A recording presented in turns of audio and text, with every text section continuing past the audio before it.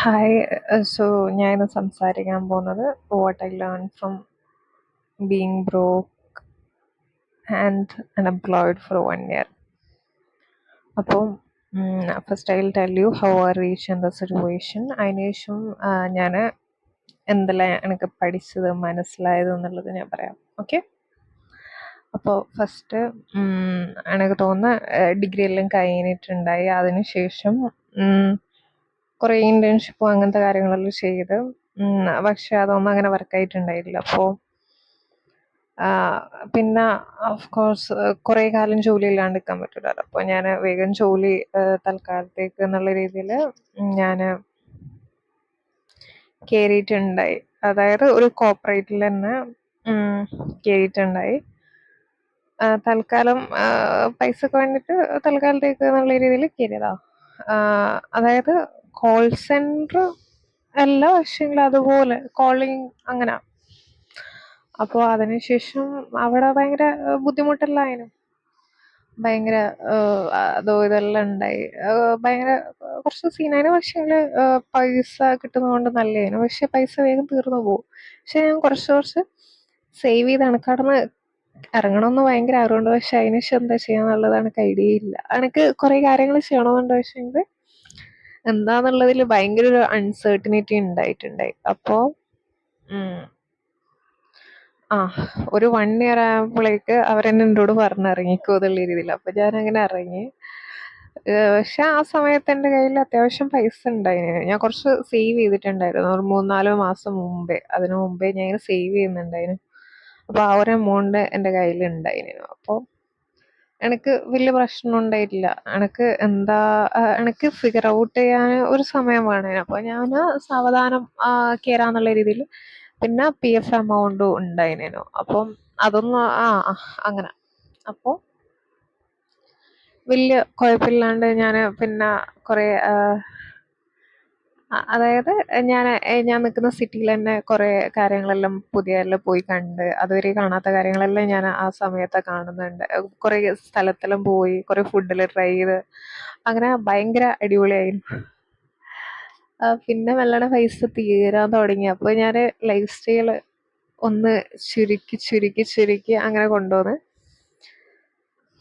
പിന്നെ ഞാൻ റെന്റിനാണ് താമസിക്കുന്നുണ്ടായത്. അപ്പോൾ അതും ഭയങ്കര ബുദ്ധിമുട്ടായിരുന്നു. ഹോസ്റ്റലിലായിരുന്നു താമസിക്കുന്നുണ്ടായത്. അപ്പം എൻ്റെ അടുത്ത് കുറേ അടക്കാനുണ്ടായിരുന്നു. അതെല്ലാം ഞാൻ അടച്ച്.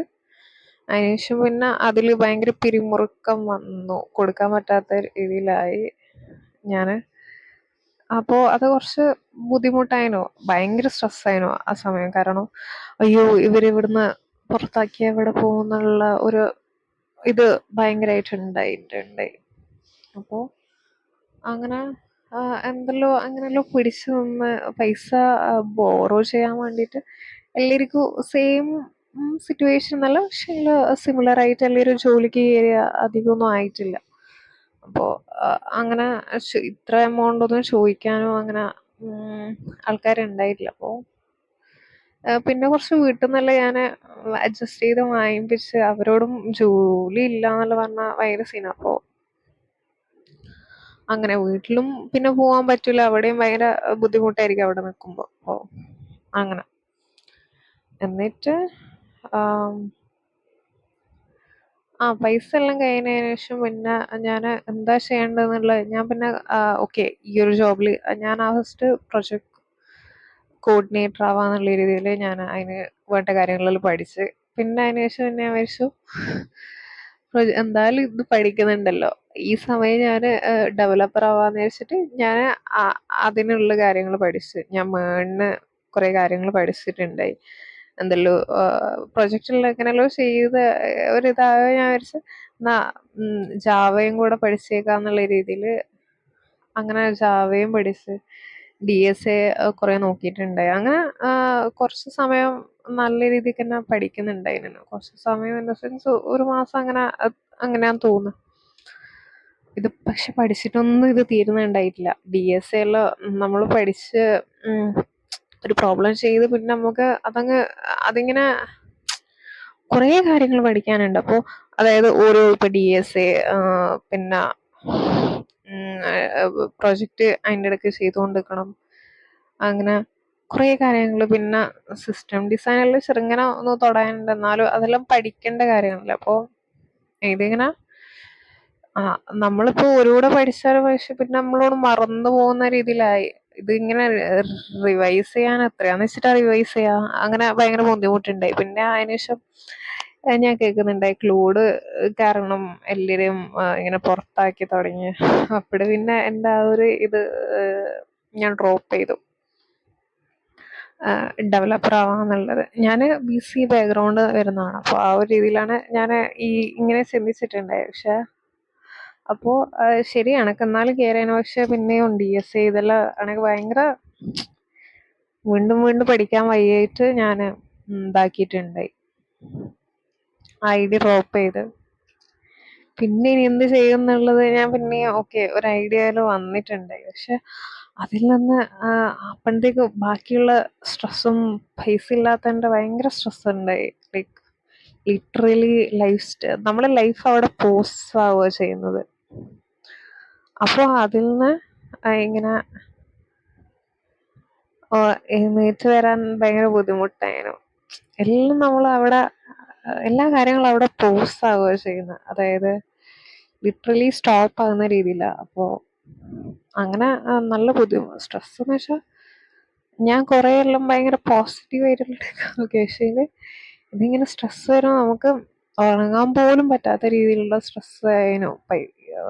മെയിൻലി പൈസ ഉണ്ടെങ്കിലല്ലേ എന്തും നടക്കുള്ളൂ. അപ്പോൾ ആ ഒരു രീതിയിൽ അതിനുശേഷം ഇങ്ങനെ സ്റ്റിൽ ഇങ്ങനെ ഒരു ഫിഗറിങ് ഔട്ട് എന്തെല്ലോ ചെയ്യണമെന്നുണ്ട്. പക്ഷേ അത് ചെയ്യാനും പറ്റുന്നില്ല.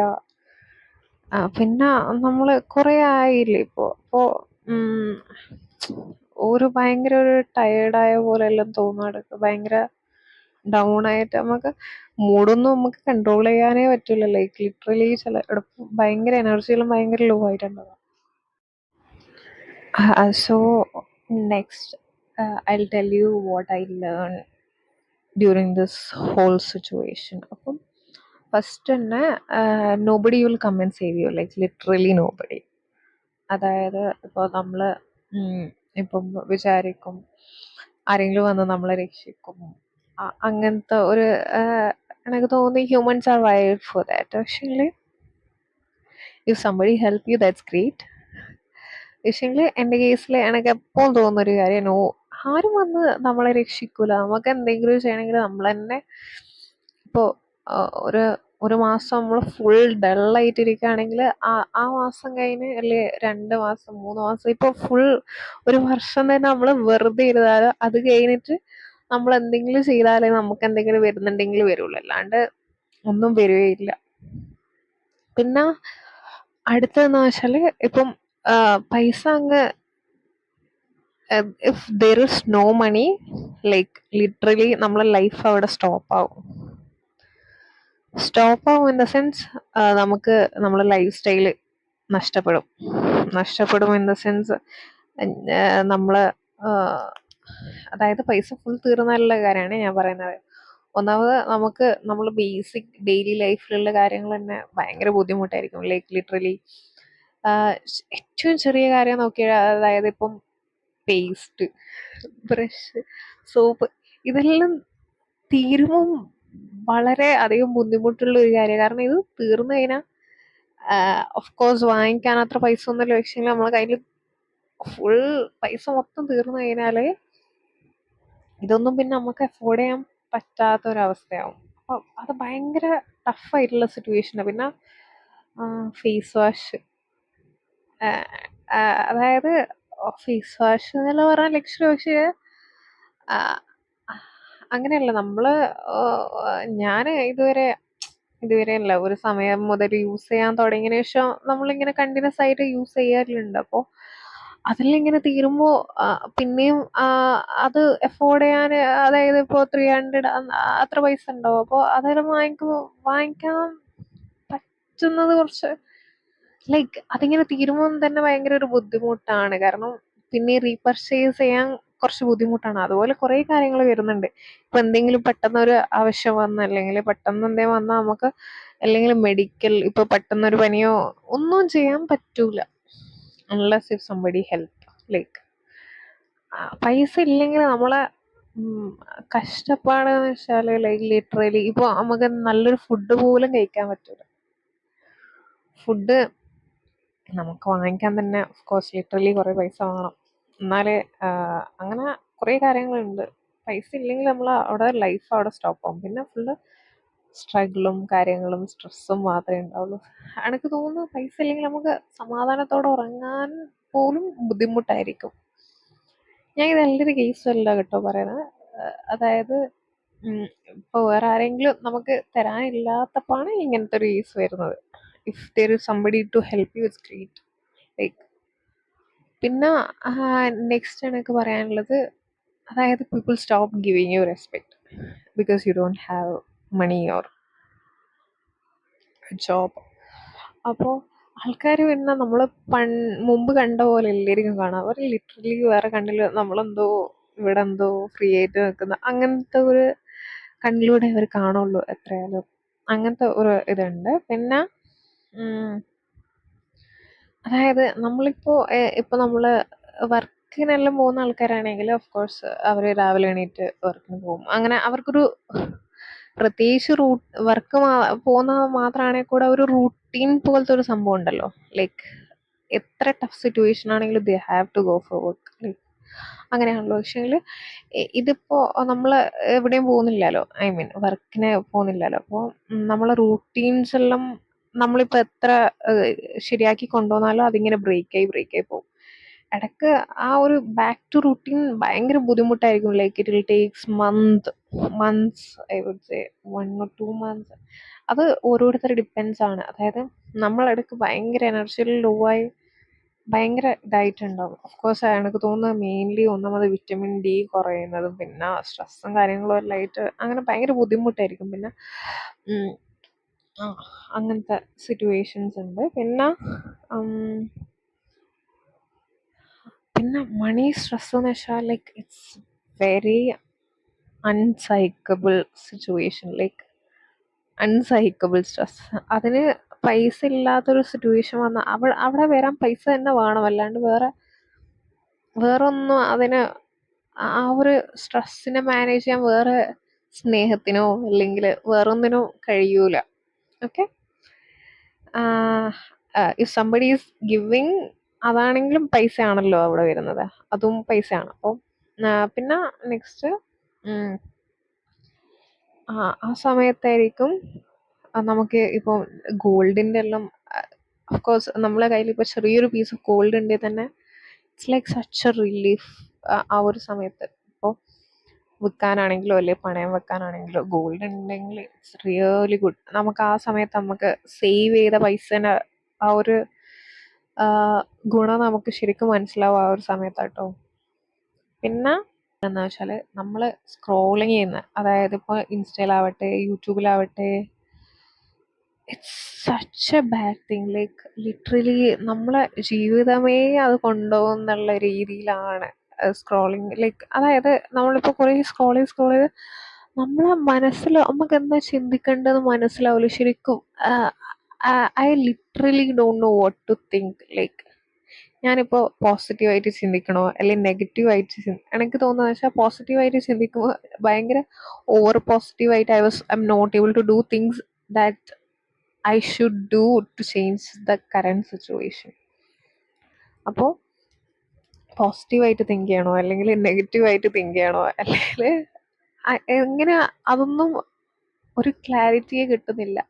പിന്നെ ഓഫ് കോഴ്സ് ചെറിയ വാക്കിംഗ് ആണെങ്കിലും അങ്ങനത്തെ എക്സസൈസ് ഇറ്റ് റിയലി ഹെൽപ്പ്. പിന്നെ സ്ക്രോളിങ് കുറക്കുക നല്ല രീതിക്ക്. അപ്പം തന്നെ അപ്പോഴാണ് നമുക്ക് ചിന്തിക്കാനുള്ളൊരു സ്പേസ് അന്നേരമേ നമുക്ക് കിട്ടുള്ളൂ. പിന്നെ നടക്കുമെല്ലാം ഇറ്റ്സ് റിയലി ഗുഡ്. പക്ഷെ അന്നേരം ഫോൺ എടുത്ത് പാട്ട് കേട്ടാലോ അങ്ങനത്തെ ഒന്നും നമുക്ക് ഹെൽപ്പ് ചെയ്യൂല. വെച്ചെങ്കിൽ ഇങ്ങനെ ഫോണ് നമ്മൾ നോക്കാണ്ട് തന്നെ നിന്നാൽ ഇറ്റ്സ് റിയലി ഗുഡ്. നമുക്ക് അന്നേരം ചിന്തിക്കാനും അന്നേരം ബോറടിക്കാനുള്ളൊരു സ്കോപ്പ് വരികയും ആ സമയത്ത് നമ്മൾ എന്തെങ്കിലും ചെയ്യുന്നുണ്ടെങ്കിൽ നമുക്ക് ചെയ്യാനുള്ള നല്ലൊരു സമയം അതാണ്. ഓക്കെ, പിന്നെ ഇറ്റ്സ് ഹാർഡ്. ഇതെല്ലാം തന്നെ. ബാക്കി എന്തെങ്കിലും ഉണ്ടെങ്കിൽ ഞാൻ നെക്സ്റ്റ് വീഡിയോ പറയാം. ഓക്കെ. ഇനിയും കുറേ കാര്യങ്ങളുണ്ട്. പക്ഷേ ഞാൻ വേണമെങ്കിൽ ഇത് ഓരോന്നായിട്ട് എങ്ങനെയാന്നുള്ളത് let me know how it is, എന്നിട്ട് ബാക്കി നെക്സ്റ്റ് വീഡിയോയിൽ പറയാം. Okay, thank U.